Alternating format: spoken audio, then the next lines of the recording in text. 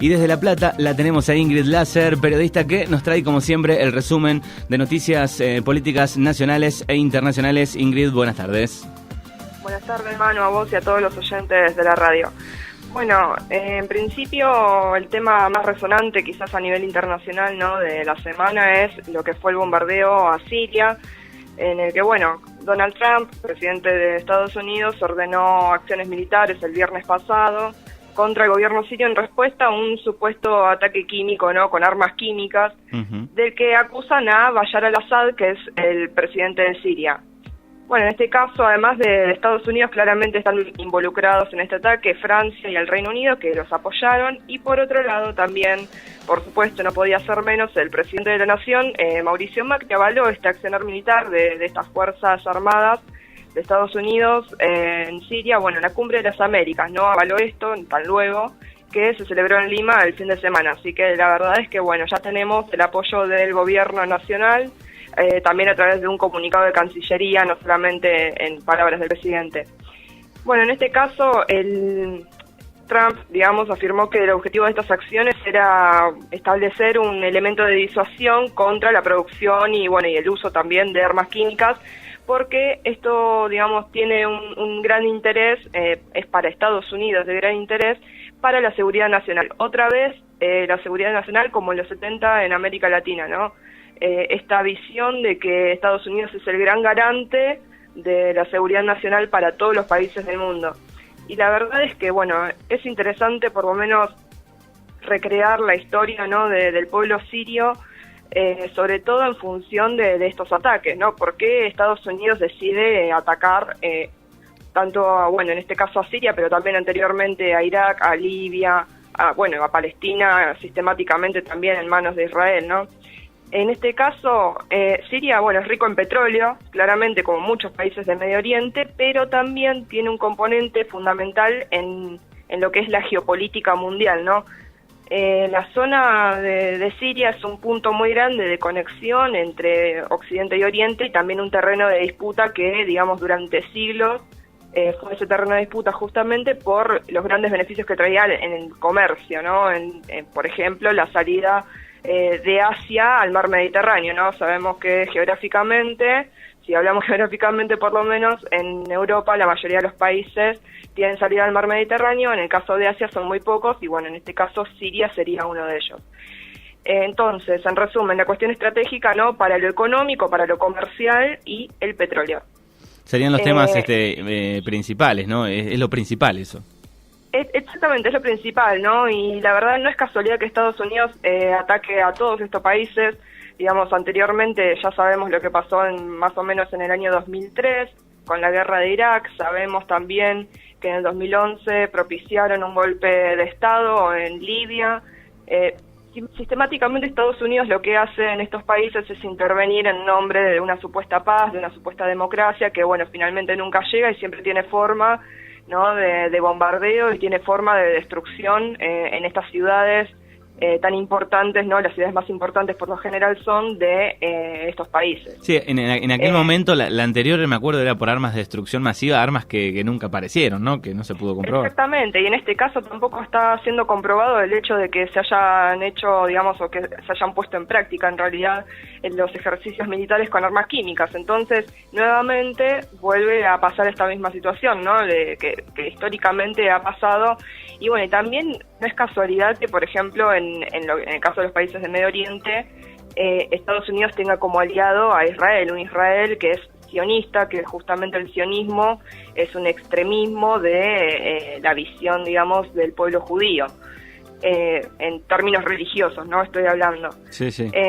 Israel es aliado de Estados Unidos militarmente, los apoyaron, de hecho, cuando terminó la Segunda Guerra Mundial, también se generaron, digamos, organismos internacionales como las Naciones Unidas, que todos conocemos, y que justamente le dieron ese territorio cerca de Palestina y de toda esta zona de Medio Oriente, esta zona de disputa, esta zona que siempre estuvo en conflicto, se lo dan al pueblo israelí. ¿Por qué? Porque no tenían un Estado propio.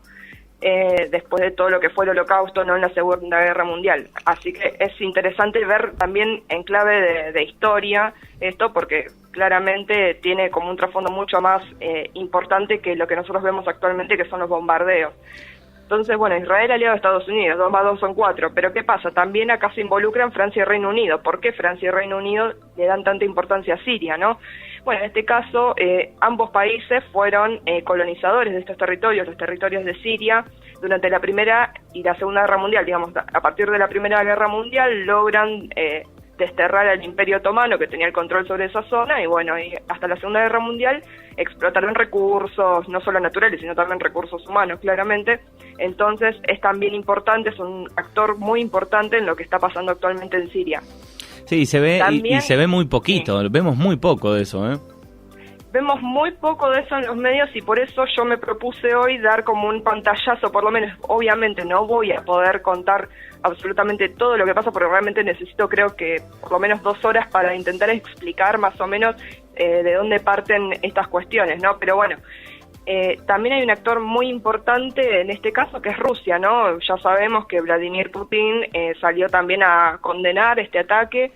Y bueno, también Rusia le dio un apoyo durante todos estos años a Siria, al régimen de Bashar al-Assad, en lo que es la guerra civil que hay en Siria, ¿no? Una guerra civil muy cruenta, que viene por motivos religiosos, pero que también está apoyada externamente por motivos económicos, como venía diciendo antes.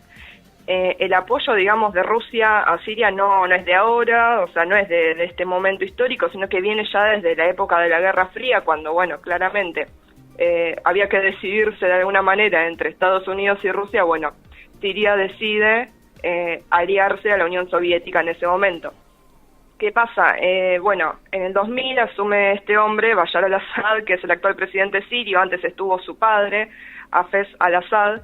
Bueno, y digamos, cuando asume Bashar al-Assad tiene una gran oposición, ¿no? Y si bien lleva cambios muy importantes respecto a ciertas cuestiones de progreso técnico y etcétera, tiene una gran oposición que son los musulmanes por un lado y los kurdos. Hay una historia étnica y religiosa muy importante en todos estos países, también en los países africanos, que son las divisiones por motivos religiosos sobre todo, ¿no?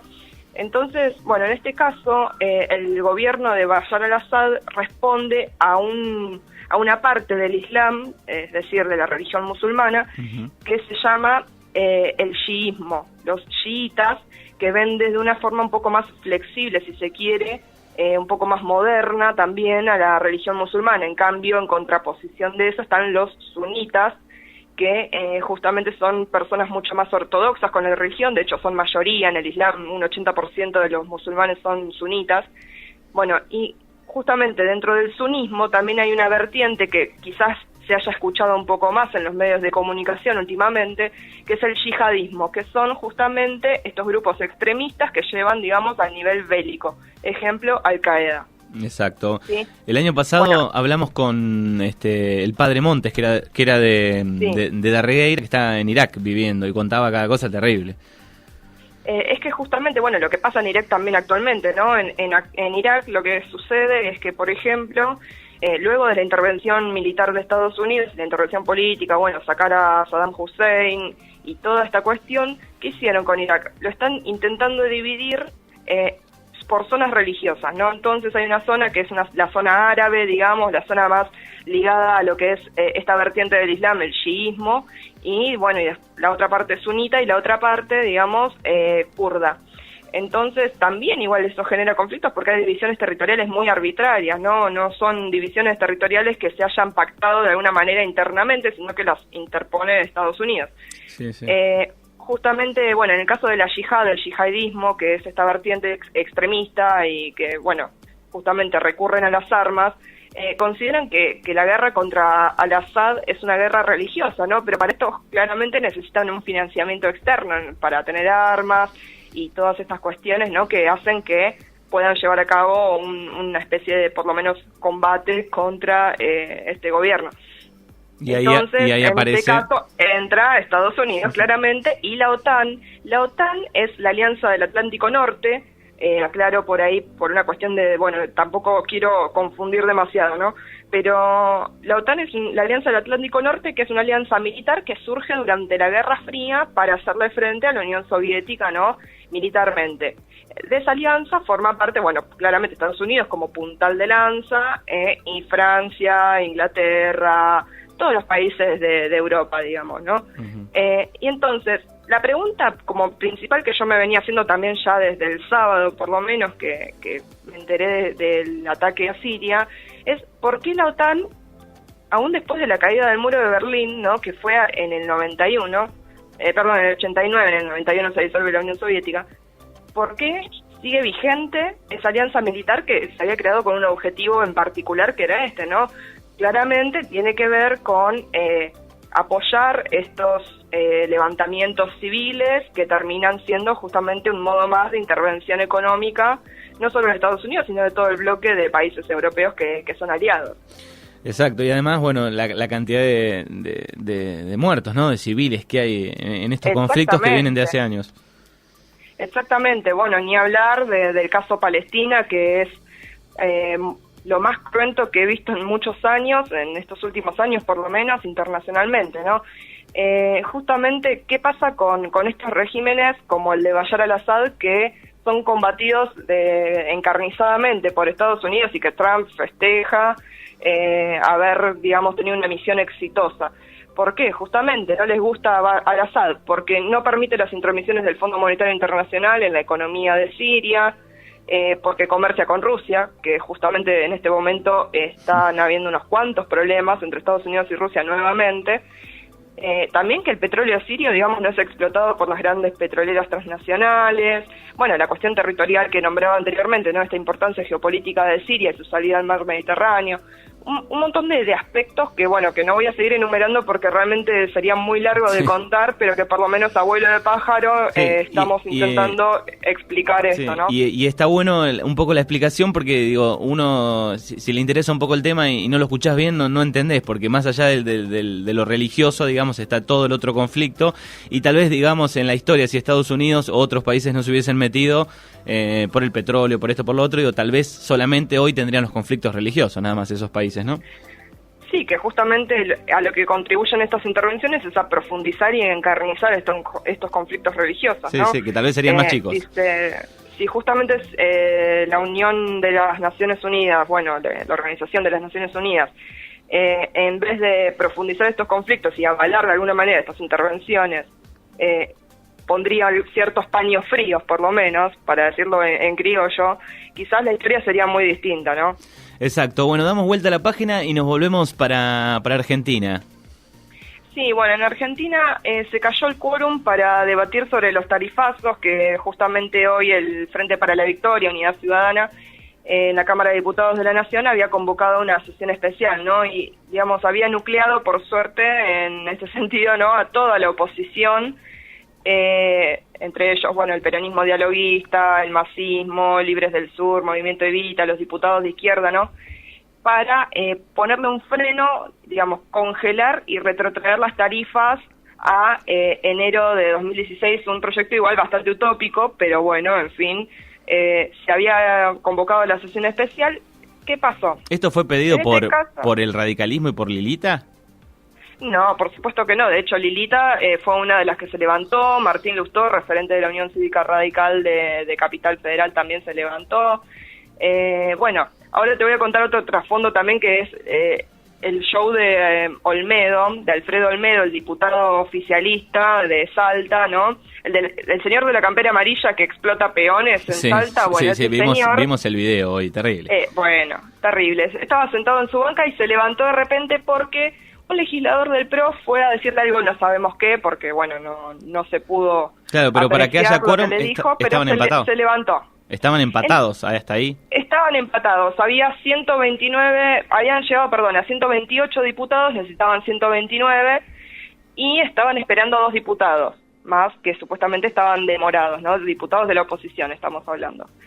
Y bueno, justamente Emilio Monzó, el presidente de la Cámara de Diputados, le dio la opción muy, muy escueta, ¿no?, de 8 minutos de tiempo para que lleguen estos diputados, cosa que finalmente no se dio, y bueno, y pasó esto de Olmedo, Massot mirando por la cortinita del recinto de la Cámara de Diputados, mientras, digamos, Rossi también estaba apelando a tratar de dar el panorama de por qué se habían juntado en esa sesión especial, ¿no?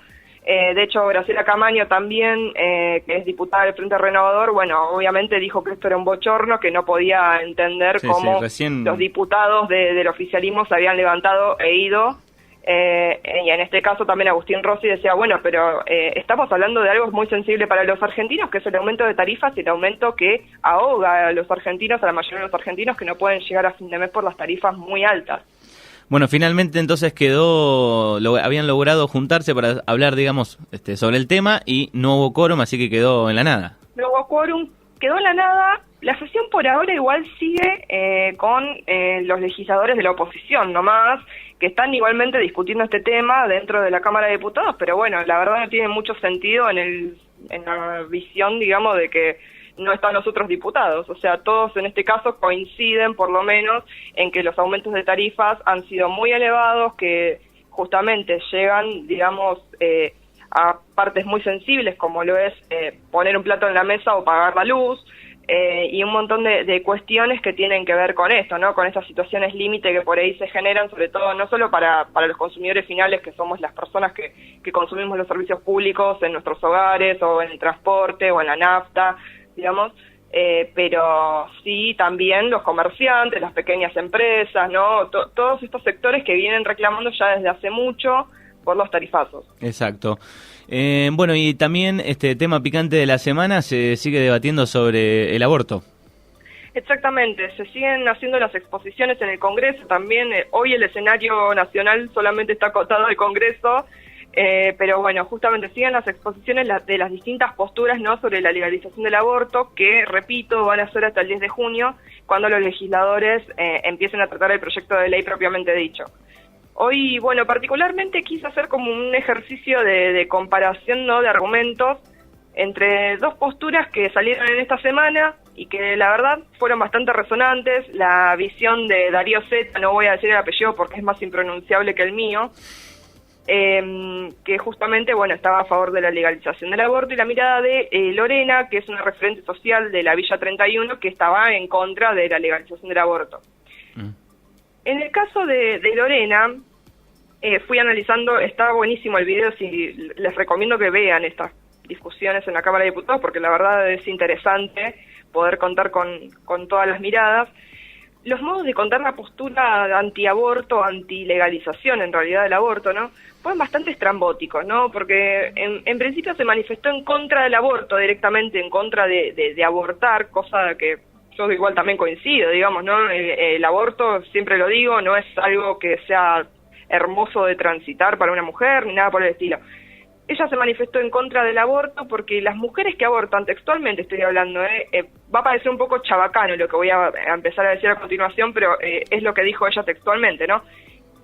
Las mujeres que abortan son unas trolas que se fueron a garchar, no pensaron, se chuparon todo, fueron esponjas y no pensaban en el hijo que iba a venir por un momento de calentura.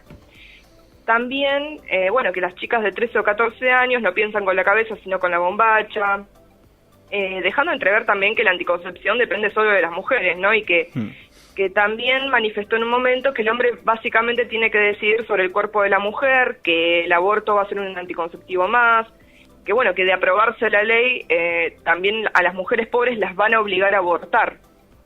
Y la verdad es, el argumento fue básicamente esto que les acabo de contar, ¿no? Y nunca concibió de alguna manera que los embarazos no deseados, por ejemplo, no se dan en el ámbito de la pareja, sino que también hay muchos factores, ¿no?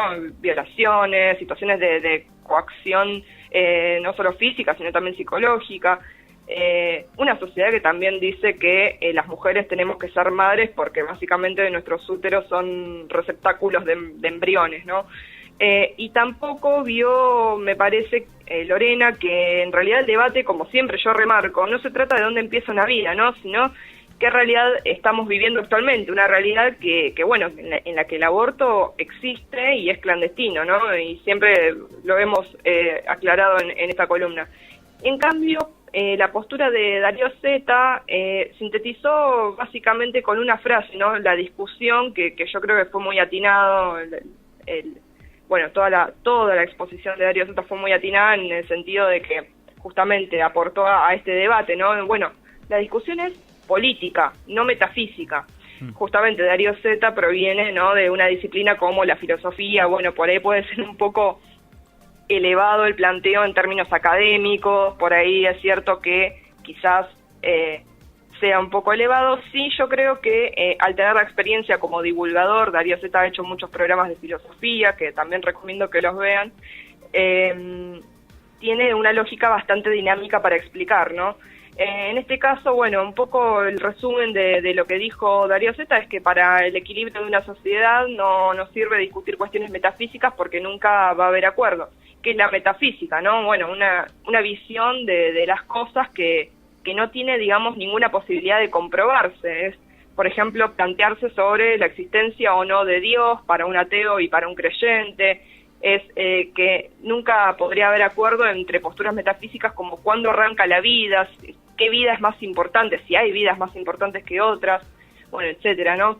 Y el debate sobre cuándo se inicia la vida, postulaba Darío Zeta, no es para priorizar frente a las urgencias, digamos, de la existencia social del aborto, ¿no?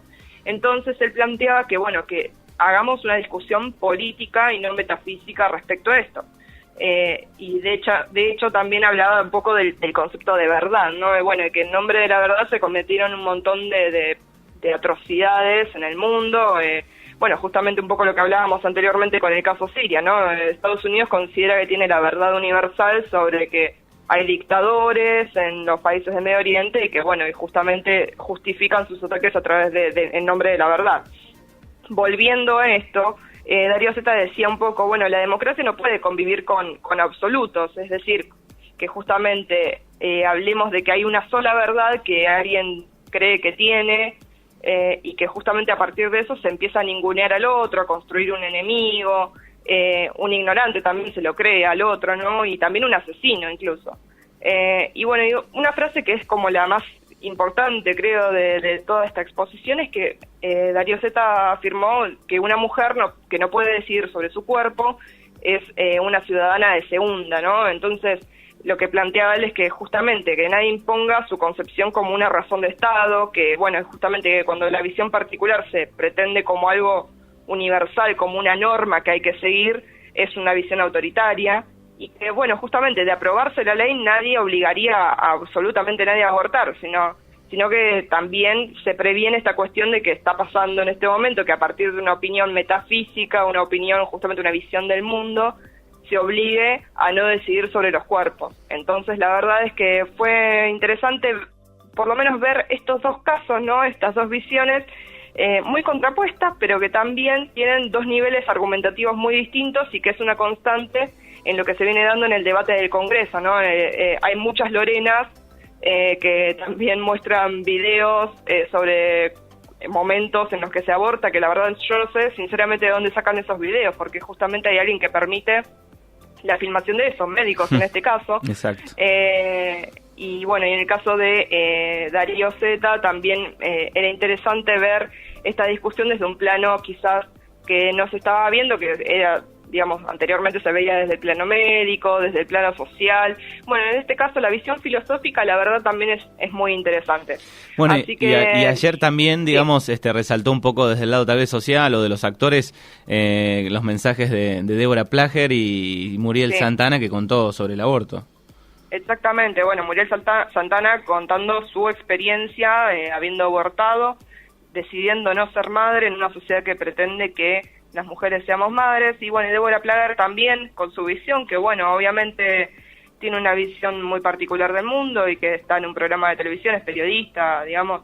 La verdad es que es muy interesante poder contar con distintas visiones de distintos lugares, porque digo, no son todos personas que pertenezcan a una misma a un mismo espacio político, sino que, digamos, esto excede a los partidos políticos. Cuando yo hablo de política no metafísica, parafraseando un poco a Darío, es esto, ¿no? La política no como algo partidario, sino que justamente el asunto de lo público.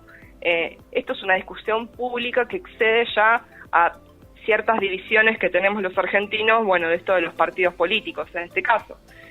Así que realmente es interesante por lo menos abordar las discusiones desde ese lugar y tratar de pensarlo también como un modo de algo que nos atraviese a todos como sociedad y no que sea algo de sectores particulares.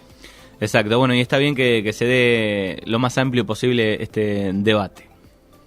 Exactamente. Así que bueno, estas son las 3 noticias de esta semana que bueno, que han sido las más resonantes y que son las que nos atraviesan a todos, ¿no? Y que nos conmueven. Bueno, gracias por su mirada y por la información. Hasta la semana que viene. Hasta la semana que viene.